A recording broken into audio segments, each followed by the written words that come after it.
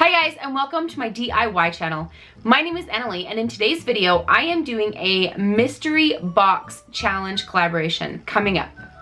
Today's video is part of a very fun collaboration hosted by Leonette over on her channel called DIY Beauty on Purpose.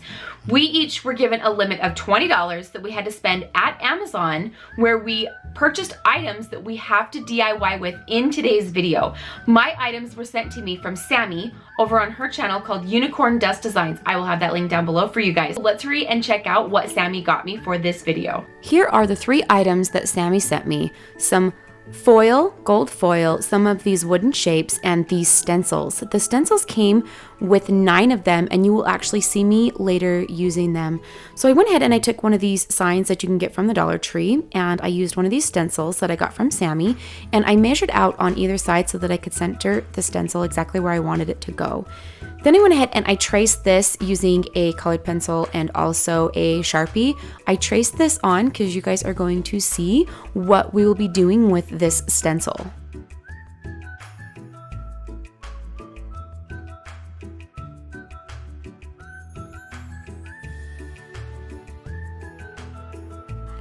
Now we're going to be using one of my favorite tools that I just recently got, which is my Dremel. And I'm going to be carving out the words in this stencil. This was a little bit tricky, but it was fun. It actually wasn't too hard because the signs from the Dollar Tree are actually just pressboard, and so this actually carved out really easy. I did have to be careful to not push too hard because it would go deep really quickly, so I had to make sure that I was keeping like a steady, even pressure. But other than that, it was really fun. It takes a little bit of time, but just throw on some music, it's really therapeutic, and I'm a little bit obsessed with this.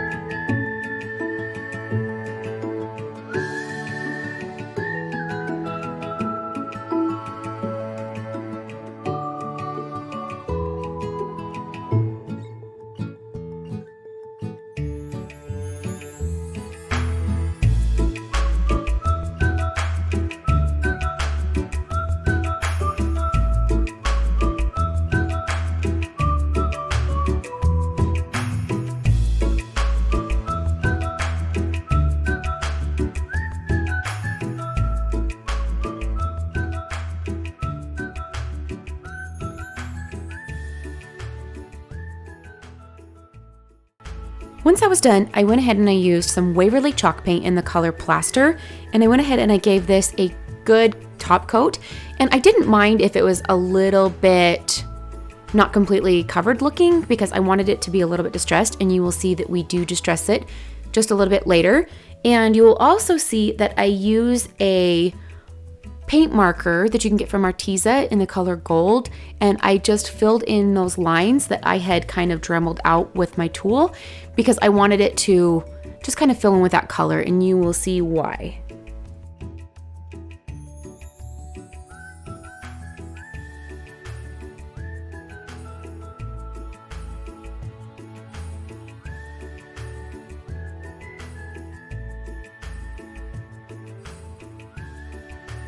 Okay, so like I said, this is my very first time working with this gold leaf foil, and I hope that I'm not making any of you out there cringe with what I'm doing with this, but I wanted to fill in these words with the foil.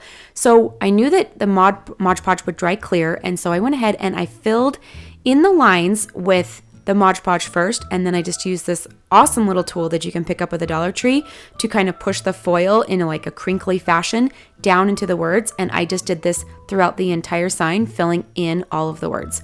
I don't know if this is a creative use of the gold foil or if I totally abuse the gold foil. I don't know.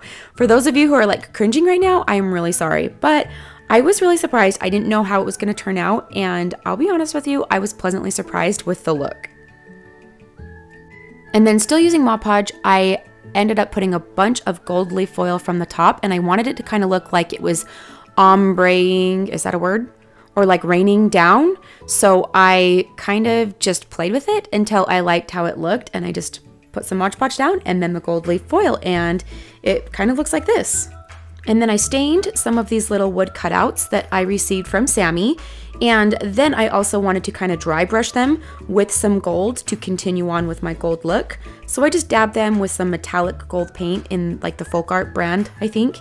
And then I glued these onto the side. And then I wanted this to be a hanging sign, so I used some of this white berry garland that you can get from the Dollar Tree, and I put this in, and here we go. Here is my gold foil sign. I've never done anything like this before. I know I've said that several times. I was very nervous to work with this, so I think it turned out okay. It's a little bit different than what I usually make, but I liked that because I love that it gave me a challenge. So thank you so much for the challenge, Sammy. That was really fun to work with.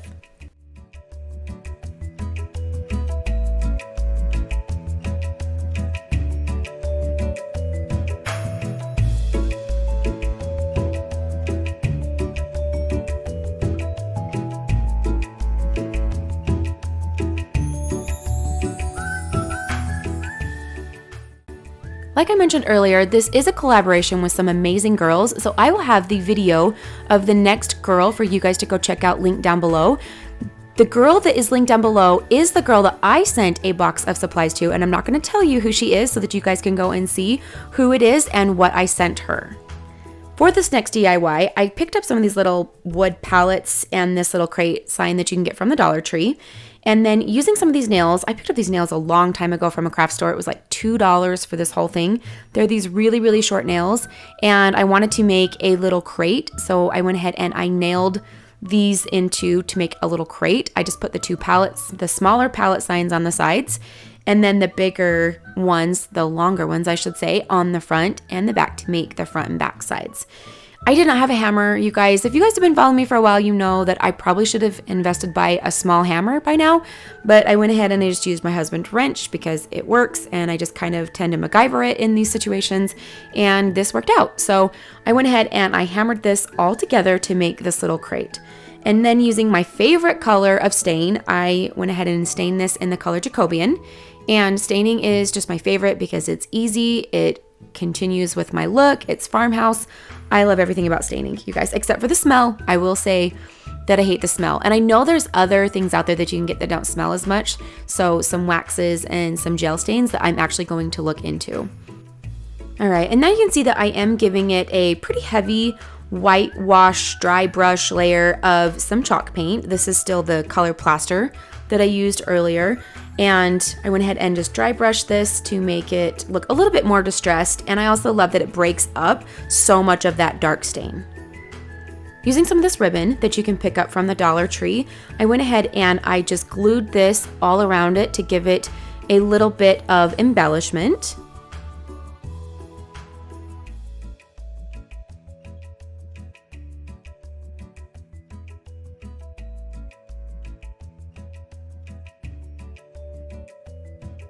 Using this scrap piece of an old sign that I just got from another project or used from another project, it's from the Dollar Tree, I went ahead and I cut this down to give this a bottom because we're going to be making a little planter box out of this. And so I just glued this on with some hot glue because I'm really not going to be putting anything heavy into this. And then I went ahead and I used some foam that you can get from the Dollar Tree, pushed that down in there, and then using some greenery that you can get from Walmart, I used the boxwood. I'm obsessed with the boxwood. You guys, I love the boxwood. And then some of this like berry, it's like a berry mix. I love that it's got some hints of yellow in it. I went ahead and I just made this cute little arrangement so that we could have a cute little faux farmhouse style planter box.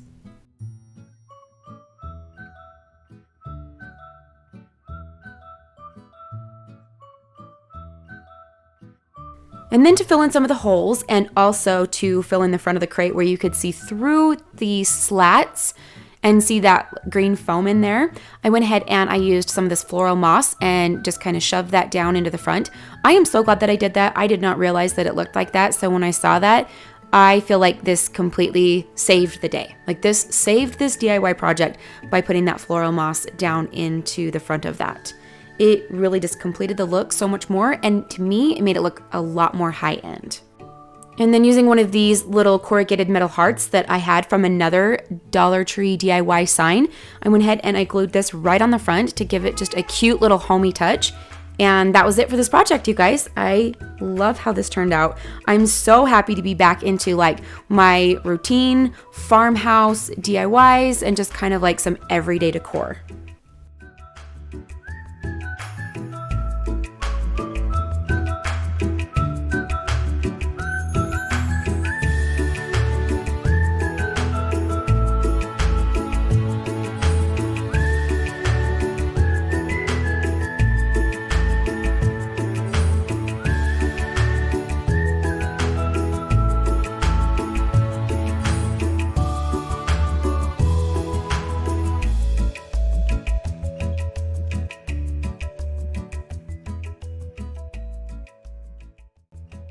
For this last DIY, you guys, I went completely ham with these stencils that Sammy sent me. I thought they were so cute. I couldn't pick between just one, and I know that I've already even used one, but I needed to use more. So I went ahead and I used this wood here that you can see.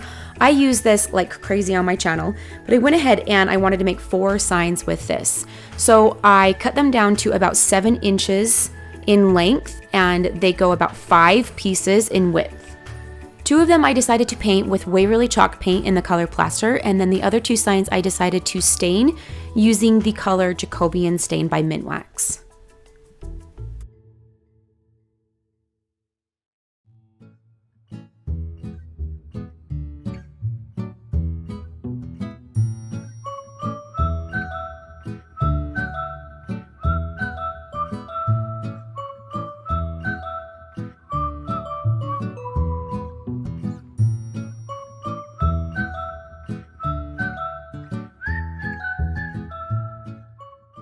And then to assemble these signs, I went ahead and I put them together with just a little bit of spacing so that I could have kind of a shiplap slat sign.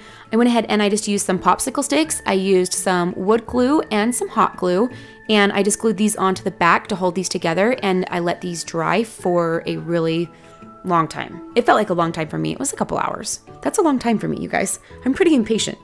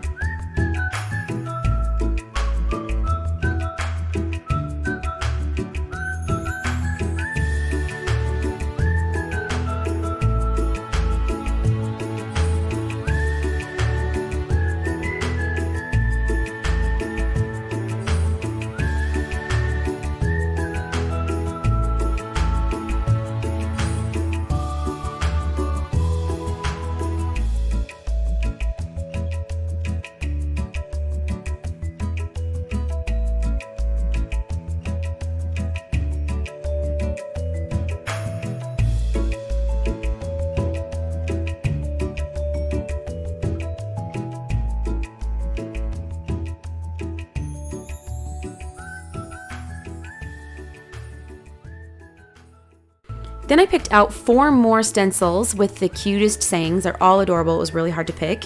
But I went ahead and I just picked out 4 more. I used some painter's tape to put them in place so that they didn't move. And then I went to put the paint on these. I learned a lot with doing these stencils. These stencils aren't very sticky, so they do lift just a little bit. I tried to use some paint markers and they bled just a little bit, but not all of the paint markers bled. So I kind of do a combination of paint marker and sponging the paint on. The paint that I'm using here is from Arteza. my hands down my favorite paint. It is such good paint, you guys. I love Waverly chalk paint, don't get me wrong, but Arteza has amazing paints, and their paint markers have got to be some of my favorite things that I use from them. I will have all of that linked down below for you guys if you are interested in that.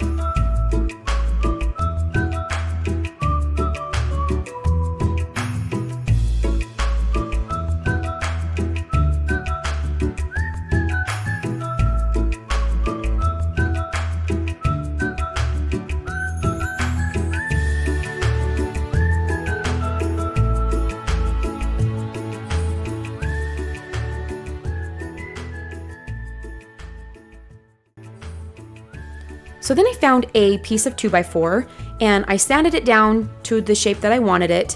And then right here you can see that I am measuring. So what I'm going to do right here is I'm going to put what's called a dado line into this piece of wood. So right now I'm measuring the center of my wood and how wide I need this line to be. And I actually filmed myself cutting this on my table saw, and I have no idea where that footage went. I seem to lose a lot of footage here, you guys. I don't know what's happening. Maybe I think that I film it and I don't. I'm not really sure. Maybe I'm unconscious. I don't know. But I went ahead and I used my table saw to cut out a little line. It's called the dado line. So basically the width that I need, I just make a couple passes, but not all the way through the wood. So it makes, it cuts kind of like an indented line into the wood for me. I will show you guys that in just a minute. You will see what I mean, and you'll see why I did it and why I'm using the ruler to make all of these measurements. And then I go ahead and using the Jacobian color again, I get this piece of wood stained. And then to embellish it, I used some of this buffalo check ribbon you can get from Walmart and some of this cute lemon ribbon that you can get from the Dollar Tree to just embellish it. So I wrapped it around with some ribbon. I glue some greenery onto the front, tie a little bow, and then I have a cute little stand for my signs. And I love that I can change out my signs. That was the point of the dado line. So putting that line into the wood made it so that I can change out these signs for different days, different occasions. I can make more of these signs. I can kind of do whatever I want, all with like the base of this little stand. And then of course, just because I'm obsessed with those little wood cutouts that Sammy sent me, I went ahead and I tied one of these onto the top of one of these signs just to give it a little bit of embellishment. I embellished 2 of the signs and then left the other 2 signs plain just so that you guys could see the difference and just to have some options.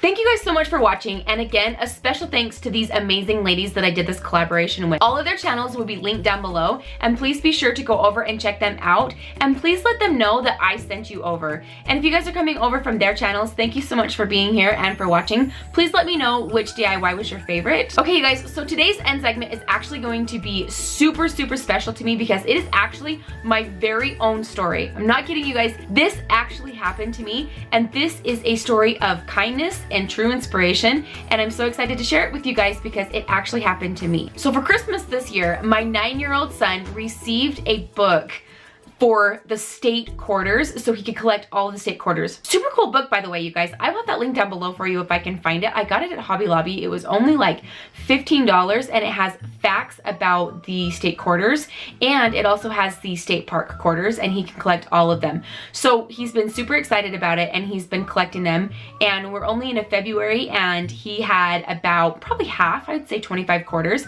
So he saved all of his duplicate quarters, and he's been asking me if we could go and exchange the quarters with a gas station or a store, or just keep going around and ask to trade quarters to see if he can actually get some quarters that he doesn't have. So we went to this little gas station, just this little small farm community, like just this tiny little rural gas station, and we went in and he had 14 quarters. So when we got there, the owner of the gas station was actually there and working that night.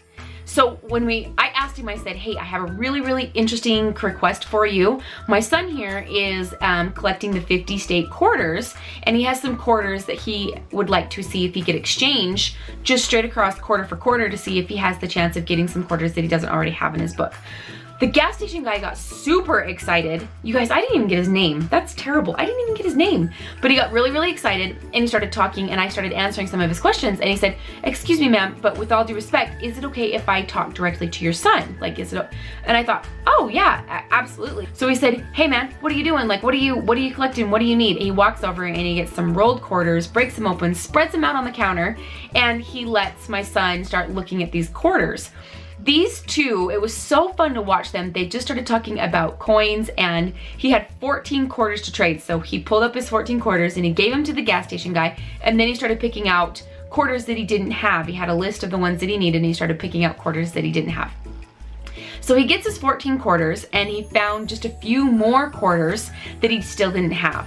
And so the gas station guy was just so fun, asking him some questions. So then he started doing some trivia, and he started asking him some questions. He said, hey, if you can tell me this, then this quarter is yours. If you can tell me that, this quarter is yours. Anyways, he ended up giving him a few extra quarters. But I was like, no, that's not why I'm here. I didn't come to you to ask you for free quarters. I really meant to exchange. So please save these for us, and we'll get some more quarters, and we'll come back and change.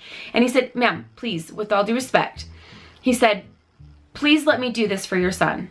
This is the best part, you guys. Are you ready? He said, it's not gonna make him rich, and it's not gonna make me poor, but it is going to make his day.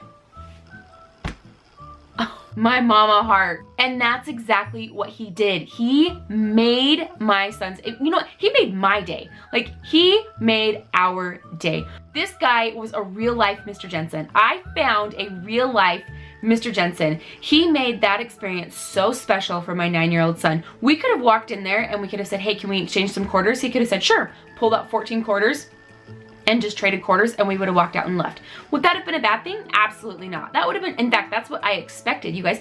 That was my expectation, and this guy went above and beyond, and he really delivered a special moment. This guy is a Mr. Jensen. He knows how to be kind. He knows how to be fun. He knows how to just make someone's day. I hope that you guys also will share and feel the excitement that I felt from his kindness, you guys. I found a Mr. Jensen. So that is my challenge to you guys this week, is going back to find a way to be a Mr. Jensen. Find a way to make a 9-year-old boy's day and his mom's day. You guys, it was so amazing. Kindness matters, and it's free. You guys, thank you so much for watching. Thank you so much for being here. Please give this video a thumbs up. Leave a comment down below. Let me know which one was your favorite. Let me know all of your guys' thoughts. I love all of your comments. And again, thank you guys so much for being here, and I will see you guys next time. Bye, guys.